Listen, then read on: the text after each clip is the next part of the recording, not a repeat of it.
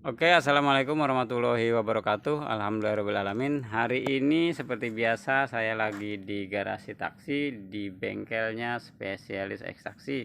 Jadi hari ini lagi ngapain? Kita coba intip sedikit ke sebelah. Ini ada mobil Habib, Habib Hussein. Mau dibenerin sealnya bocor. Ada Soluna 2 kaki-kaki, ngerapihin kaki-kaki. Hari ini insya Allah kelar 2 biji. 2 sekaligus ya. Balik lagi ke topik sebentar ya. Balik lagi ke topik, kita coba lihat dulu. Nah, hari ini kita mau ngapain teman-teman? Hari ini saya mau coba sharing ke teman-teman apa ya pengalaman kita di garasi taksi perihal teman-teman yang baru beli mobil ekstraksi. Nah, sebenarnya apa sih yang harus diperhatiin buat teman-teman yang mau beli mobil ekstraksi? Jadi kita coba sedikit-sedikit kita urai ya. Untuk yang dari body nih, sebagian banyak body nggak masalah. Itu hampir 90% ya, beberapa memaklumin, kita pun memaklumin lah, beberapa memang namanya juga mobil taksi ya. Ada yang bagus, ada yang enggak, itu balik lagi ke masing-masing. Tapi teman-teman ya tetap kalau nyari memang misalnya harganya bagus ya harus teman-teman cek dari nut-nutnya. Nah, dari kayak gini nih. Nah, ini kayak gini. Itu biasanya kalau mobil-mobil bekas taksi atau mobil-mobil biasanya kalau cetan baru ini sebenarnya nggak bisa. Jadi ini cuma di skrup, habis itu didempul. Nah, jadi nggak bisa dibuka tutup. Kalau dibuka mau nggak mau ambrol. Itu rata-rata di seperti itu ya. Nah, teman-teman bisa pastikan, nanti kelihatan kok. Nanti di sini di skrup apa bukan, dicek aja. Terus yang pasti nut-nutnya jadi kayak gini. Nih, selalu nutnya sama apa enggak. Nah, kayak gini misalnya kanannya kirinya lebar, kanannya tipis misalnya, nah itu berarti bermasalah, ada masalah di body. Nah, misalnya pernah laka atau apa. Nah, dari nutnya paling enggak dari tampilan lah ya. Berarti kalaupun misalnya bekas laka, kalau tampilannya misalnya udah seperti normal lagi sih nggak masalah. Kalau memang cuman body menurut saya sih ya, karena yang penting tampilannya oke. Terus ya balik lagi ke nutnya segala macem. Terus yang pasti kalau bisa ya seperti ini tuh, bodinya itu masih kaleng apa enggak.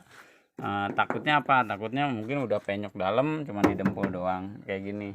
Teman-teman boleh cek kayak gini, tapi ini sebenarnya nggak terlalu signifikan sih menurut saya sih. Pengecekan body kayak gini sih selagi catnya bagus oke ya didempul sih. Nih kayak gini kan masih oke nih, nih kalengan semua nih, ini kalengan semua. Jadi kurang lebih seperti itu teman-teman. Terus apalagi yang harus diperhatiin ya kayak gini nih. Nah, ini coba dicek aja keper-keper apa enggak, keprek-keprek. Terus yang perintilannya begini juga boleh tuh teman-teman.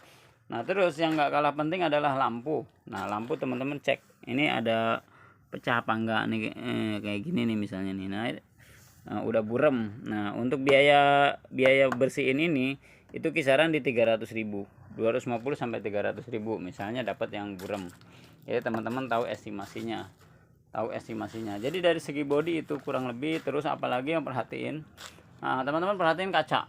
Nah, dari segi body kaca ini ada retak atau enggak, mungkin teman-teman nanti akan kelihatan retak apa enggaknya.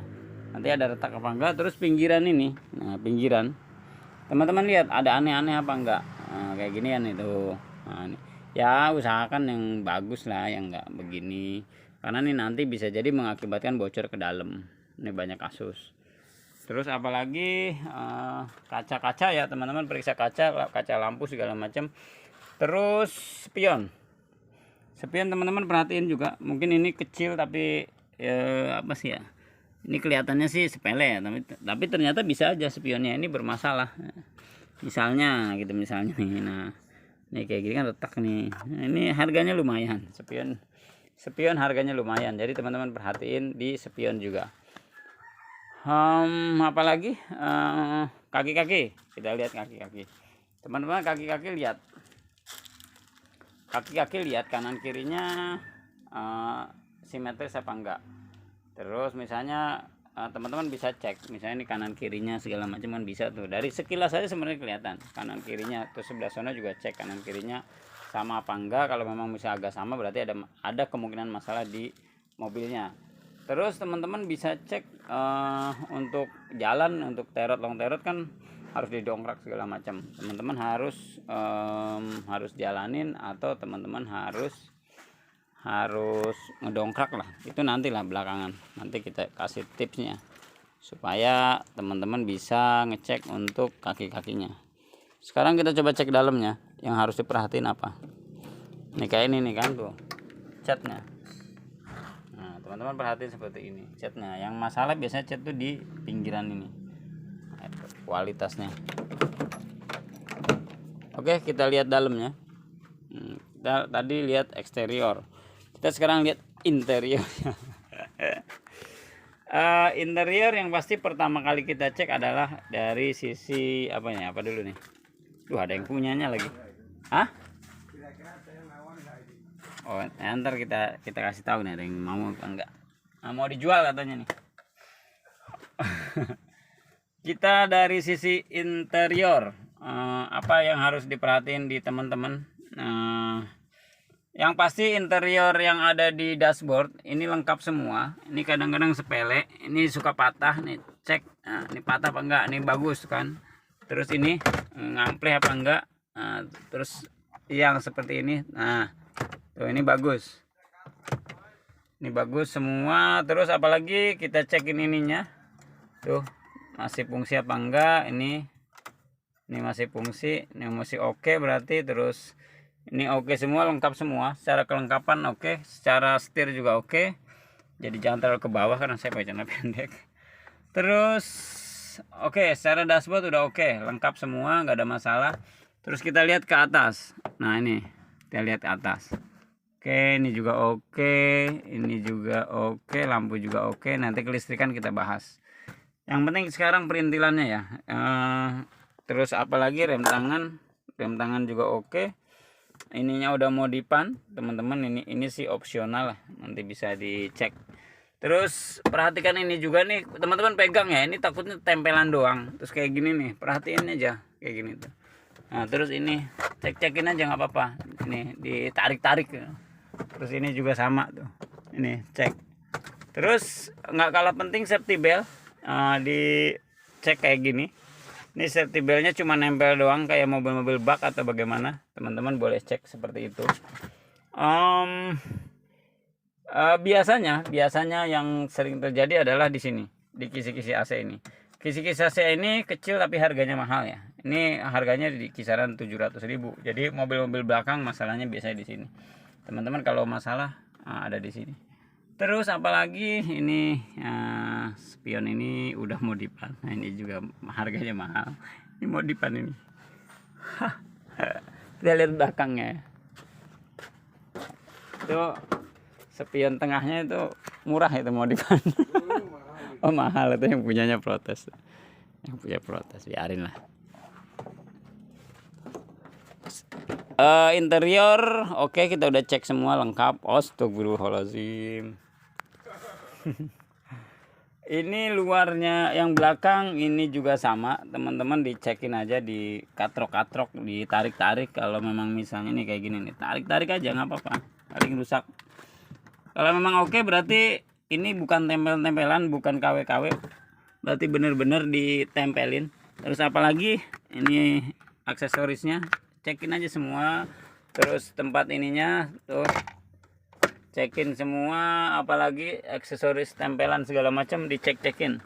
Silakan teman-teman, namanya mau beli mobil harus dicekin sepuasnya ya, jangan jadi nggak asal beli gitu. Lampu juga, nah lampu ini kita sambil lewat ya. Nah, lampu kelistrikan nanti kita bahas.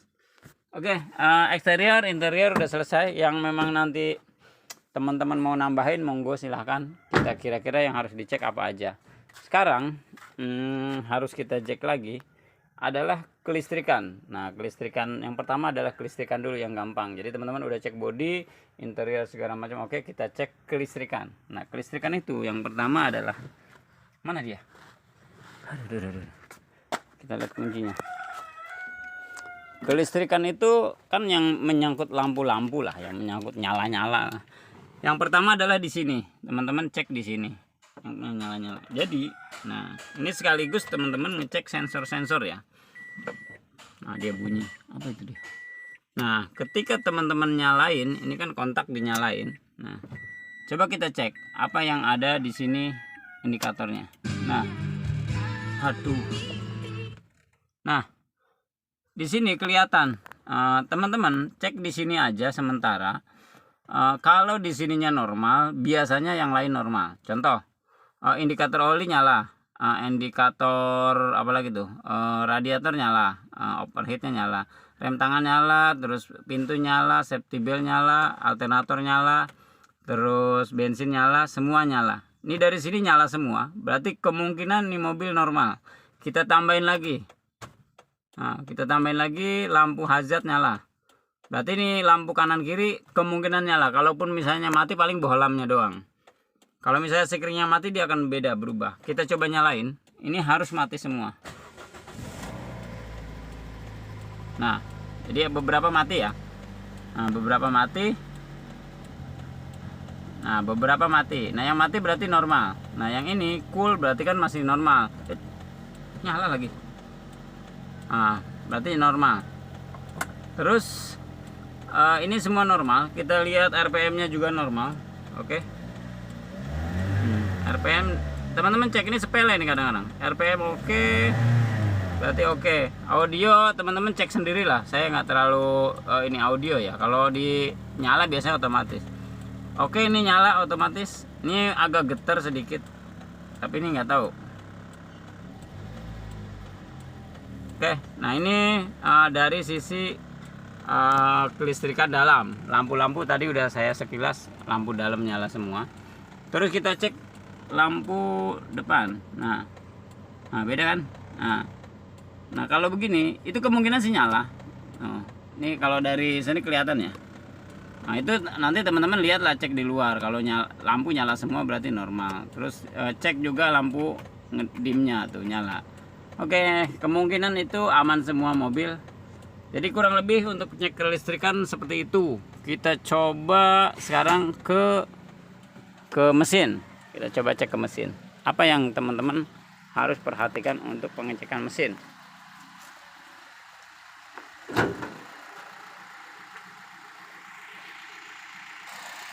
Oke, pengecekan mesin. Jadi ini saya sekarang udah ada di ruang mesin. Apa yang biasa masalah di mesin yang biasa kita alami. Yang pertama adalah teman-teman cek jalur air radiator. Di sini ada rembesan apa enggak. Nah, misalnya di sini. Terus ininya udah retak apa enggak. Terus teman-teman lihat dari radiator ya semua ya. Ini radiator. Nah, dari radiator itu ada kebocoran apa enggak, teman-teman silahkan cek. Nah, kalau ini aman, nggak ada kebocoran, berarti insya Allah normal. Tuh. Oke, terus teman-teman cek juga di engine mounting ini.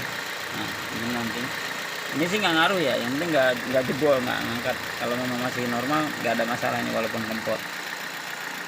Terus teman-teman juga bisa cek dari sisi ini. Kalau mengecek, nah, dari sisi ini. Kalau ini diangkat ngebul, nah udah estimasi turun mesin. Ya, nah kalau ini diangkat ngebul, estimasi turun mesin. Oke.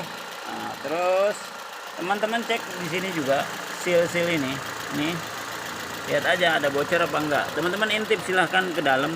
Ini dalam-dalamnya ada oli netes apa enggak. Nah, kalau ada oli netes, perbaikannya kisaran berapa? Kalau cuman mungkin oli doang, kisarannya nggak sampai jutaan. Misalnya anggaplah semua seal rusak, nah, sampai seal flywheel 500.000, seal krok as depan mungkin sekitar 150, terus atas sekitar 200. Nggak sampai jutaan lah kalau untuk cuma sealnya doang, teman-teman. Terus apalagi aki ya boleh juga lah dicek.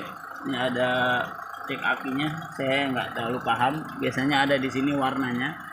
Ini kalau warnanya biru, biasanya di sini nih, cuman nggak kelihatan ya terang ya. Ada oke, ganti segala macam. Kalau bisa biasanya ada tanggal belinya. Biasanya kalau ada, kalau nggak ada ya. Apalagi, yang paling fatal pernah kejadian adalah mobil overheat dalamnya kropos. Nah, teman-teman lihat cek di sini di bawah. Nah, di sini nih. Ya, lihat di bawah ini ada diintip lah, kelihatan intip ke dalam, ada air bekas kerak-kerak apa enggak. Kalau ada ya agak-agak bahaya, teman-teman harus hati-hati. Apalagi kurang lebih itu, selagi mesinnya nggak aneh-aneh, teman-teman silahkan ambil. Ya dengan tadi segala resikonya kita harus siap karena kita beli mobil bekas. Mudah-mudahan cerita sedikit ini membantu teman-teman yang mau beli mobil bekas. Kalau teman-teman misalnya mau bantuan sama kita untuk inspektornya, monggo hubungin aja ke saya atau ke admin. Mudah-mudahan bisa kita bantu. Terima kasih. Oh iya, satu lagi kaki-kaki ya. Kaki-kaki saya coba bahas sedikit lah. Kaki-kaki, untuk kaki-kaki teman-teman jalan aja, ada bunyi geladak geluduk apa enggak. Kalau ada bunyi geladak geluduk, estimasi anggaplah terburuknya di 3 juta sampai 4 juta. Itu enggak lari dari situ. Syukur-syukur geladak geluduknya cuma satu item, misalnya long terot doang atau terot doang, itu kisaran 400 sampai 500 ribu. Anggaplah 1,5 juta lah estimasi rata-rata untuk kaki-kaki, tapi parah-parahnya mungkin di 3 juta.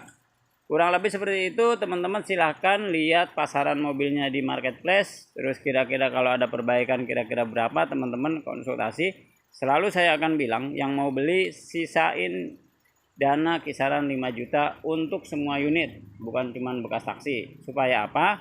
Teman-teman ketika mau pakai, teman-teman bisa naruh mobil di bengkel, perbaikin yang urgent dulu, syukur-syukur dengan dana 5 juta teman-teman bisa memperbaiki semua unit, semua kerusakan yang ada unit. Terima kasih, mudah-mudahan bermanfaat.